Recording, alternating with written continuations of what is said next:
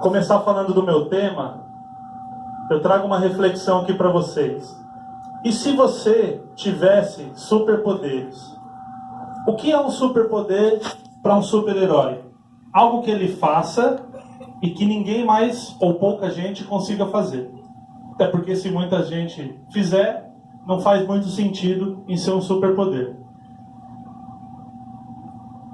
Segundo uma pesquisa do Sunday Times, um jornal inglês, 41% das pessoas entrevistadas têm o medo de falar em público como o maior medo que elas têm. Quando a pesquisa pergunta os 3 maiores medos, esse número chega a quase 90%. Ou seja, 90% das pessoas têm o medo de falar em público como um dos 3 maiores medos. Isso nos traz a reflexão do seguinte: apenas 10% da população não tem medo de falar em público. Então, se você tem essa facilidade de falar em público, se você consegue falar bem, consegue se desafiar, consegue fazer uma apresentação, uma entrevista de emprego, você tem uma vantagem que apenas 10% da população tem. E isso vai garantir sucesso nos relacionamentos, no trabalho, entrevistas de emprego, ou até dentro da empresa para melhorar de cargo, enfim. A gente vai falar algumas coisas aqui que às vezes parecem um pouco fora do contexto, parecem um pouco estranha, mas a gente vai seguir o padrão Karate Kid aqui. Isso aqui parece que não tem função nenhuma, mas na hora da luta lá, o negócio funciona. Medo de falar em público é um efeito e não uma causa. Ninguém tem necessariamente medo de falar em público. O medo é de se expor, de passar ridículo, de esquecer o que ia falar, de as pessoas rirem, as pessoas tacarem tomate em quem está apresentando. Só que existe uma situação que quem vem assistir uma palestra, quem vem assistir uma apresentação, vem no intuito de que o palestrante vá falar bem. Ou seja, o palestrante vai chegar aqui, vai trazer boas informações e vocês vão sair daqui melhores do que vocês entraram. Então, não existe essa situação das pessoas irem para uma apresentação para tentar rir. A gente monta isso na nossa cabeça. Por isso que a gente fala, qual é o seu diferencial? O que você pode falar que ninguém consiga? O que você é diferente? O que você tem mais qualidade que as outras pessoas? É necessário ter sempre coragem. Então, quando ocorrer uma situação dentro de sala de aula, principalmente aqui para a gente na universidade, ou até mesmo dentro da nossa profissão, muitas vezes a gente tem a possibilidade de fazer uma apresentação, não se escondam. Vão, pratiquem, façam, que vocês vão ver que esse medo, conforme vai sendo praticado, ele vai se dissipando. Pensar em coisas positivas antes de uma apresentação também é muito legal. Porque a gente pensa, o pessoal vai vaiar, o pessoal vai rir, o pessoal vai fazer graça da nossa apresentação.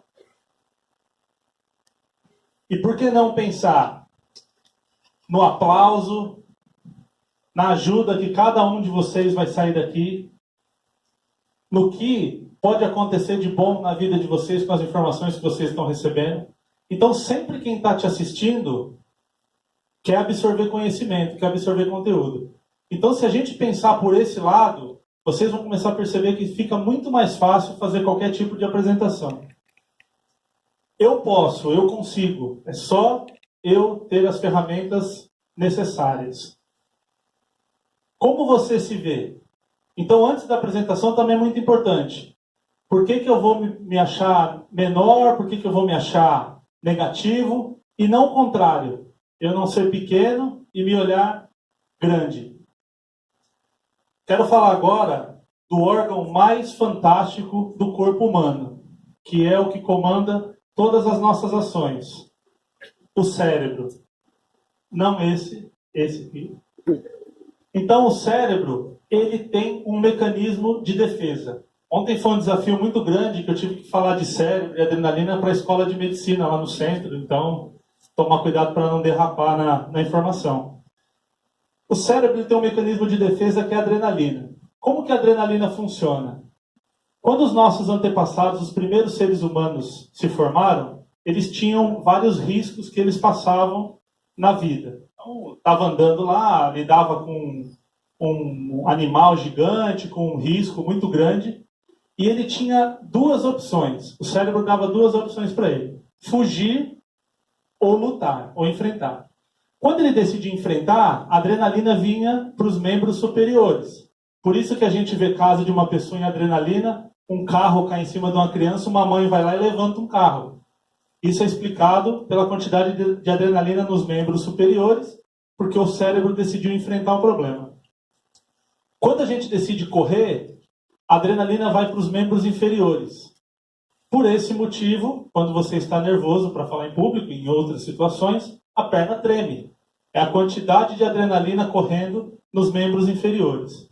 O cérebro também, ele quer tirar todo o peso desnecessário do corpo. Então, por isso que algumas pessoas urinam durante a apresentação. Porque ele está tirando o peso desnecessário para que a pessoa, para que você possa fugir. Então, é uma forma de defesa que o corpo tem. Além disso, as pupilas se dilatam porque ele está em frente a um perigo, então o seu ângulo de visão fica muito maior. A pele fica pálida porque os vasos se contraem, porque em caso de ferimento você vai perder a menor quantidade de sangue possível. Os músculos se contraem, se preparando para o ataque ou para a fuga. O corpo transpira para manter a temperatura.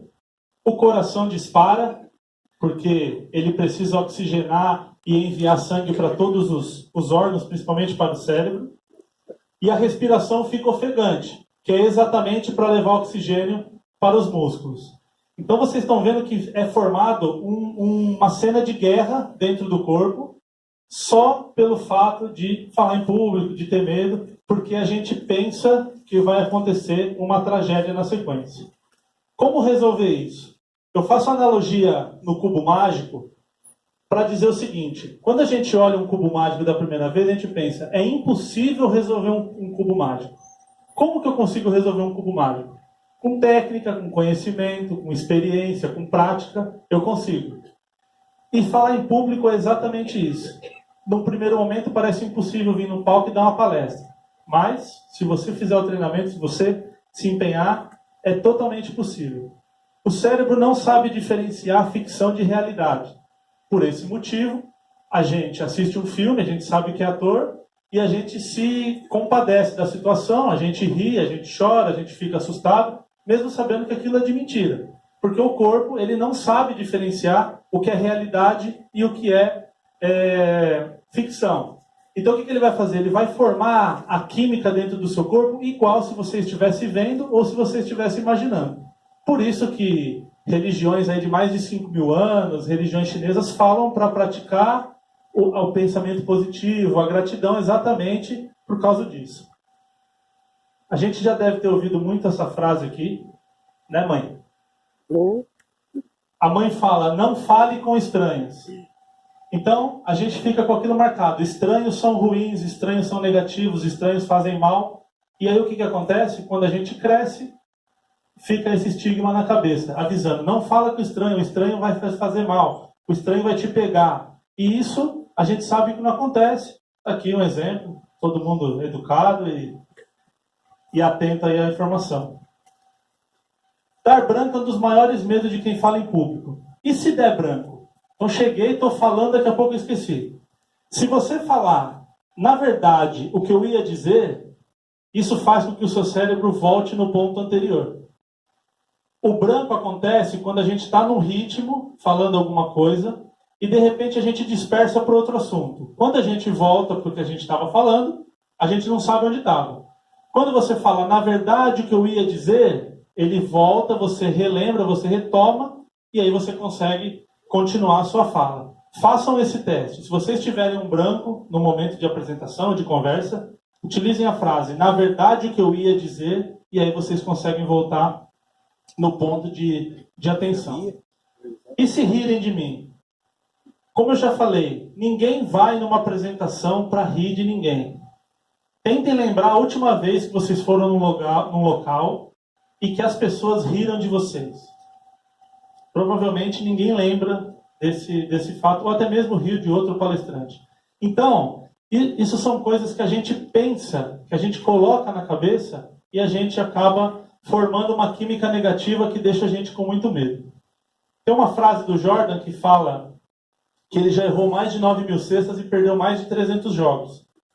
E por isso, com esses erros, isso fez dele um campeão. Então, também errar, subir aqui, falar alguma besteira, errar, gaguejar, não é proibido. A gente aprende e melhora.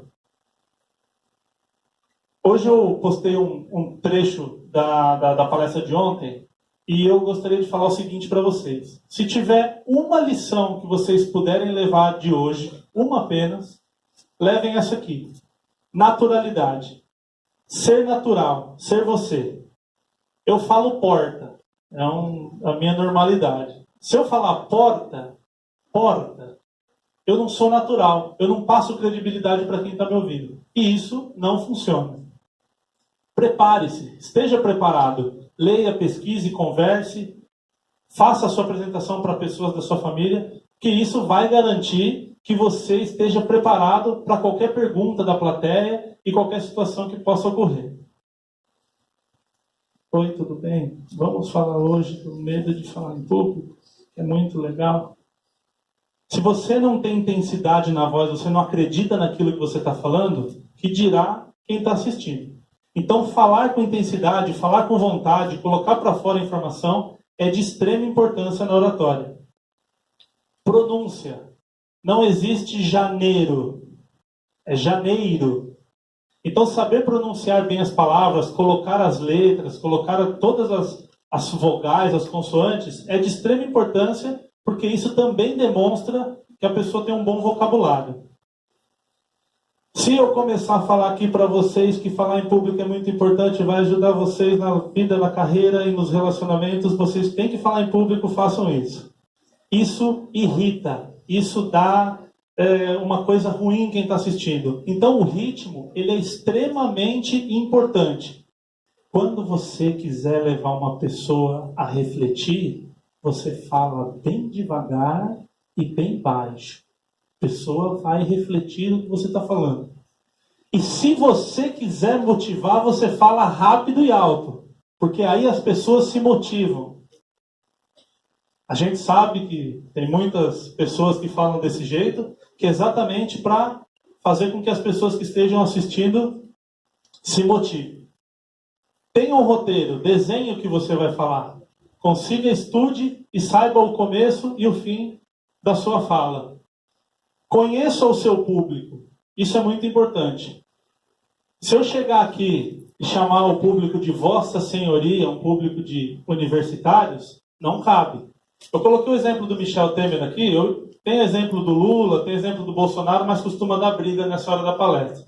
Então coloquei o Temer, que todo mundo odeia, então já é democrático.